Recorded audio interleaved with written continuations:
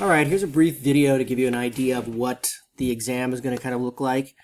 It's pretty straightforward, and the texts that I've posted there on Blackboard are the ones that are going to be a part of the exam, so the texts that I'm going to do today are not.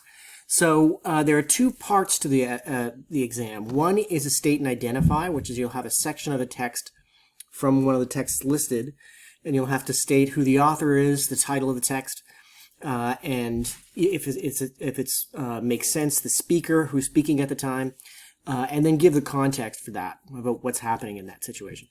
The next one is an essay question, and that one will be basically two texts that will ask you a particularly thematic question that you'll have to relate your answer to that. So, I'll look at the first one here. I'll go through an example. And here is a section. He took one of these out and opened the cover. It was hollow and it contained a pocket flask of whiskey, a pack of cards, and a small blue box with printing on it. He laid these out in front of her one at a time in an evenly spaced row, like one who presenting offerings at the shrine of a goddess. He put the blue box in her hand. This product only to be used for prevention of disease, she read, and dropped it. The boy was unscrewing the top of the flask.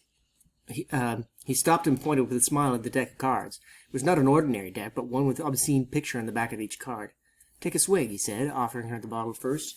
Held it in front of her, but like one mesmerized, she did not move. So this is from Good Country People by Flannery O'Connor. Nobody's speaking here except for here. Manly Pointer is saying take a swig. So what's happened up to this point is this Bible salesman has come to the Hopewell's house and has somehow ingratiated himself into having dinner there. Now, the biggest thing is he says he has a heart condition. So does Joy, Hulga. And so Mrs. Hopewell's kind of heart goes out to him and asks him to come in. And so she does. He does.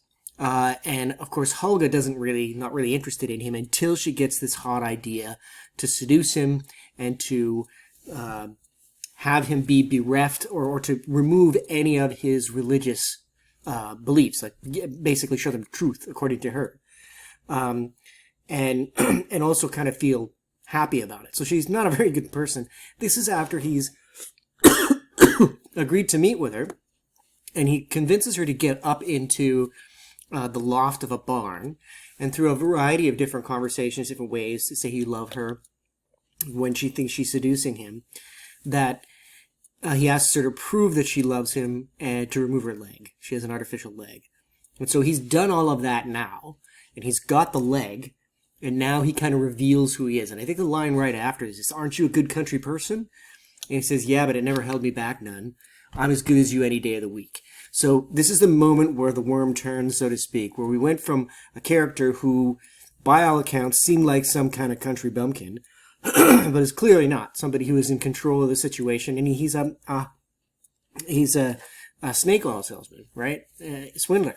And so he knows exactly what he's doing, and he's gotten the better of Hulga. And at the end, he says, "You ain't that smart. I've been believing in nothing since the time since as long as I was born. Don't think you're going to be able to find me because I use a different name, and etc." Right? And so he takes. It looks like in his suitcase, he's also got a bunch of other trinkets that he's taking, like a glass eye and things like that he's got from other people in the area. So you could also unpack this a little bit, right? So this is a box of condoms, right? Only used for prevention of disease. If these came out of a hollowed out Bible. It's got a flask in it, right, etc. So that would be all that you would need to do for this. And there are 5 options, and you answer 2 of them. And each of those is worth 15% of the final grade. So you'll notice, obviously, that means the final essay is worth 70%. So there's word counts on each of these. The word count for this, I think, is 200 to 400 words. That's just ballpark. It's a pretty big swath there, though. And this, I think it's 750 to 1,000, something like that. The exam's 3 hours long, but it should not take you that long to do it. I know one student who did very well was done in an hour. So there you go. So here's the essay. Both the Black Madonna and Good Man is Hard to Find depict examples of Christian mores and practices. They also demonstrate how many people are in fact masquerading as devout. Examine both of these stories and explain how certain characters are actually, faux religious, right? So we talked a little bit about a good man is hard to find. Sorry, good country peoples, that should be. I keep on getting those two mixed up.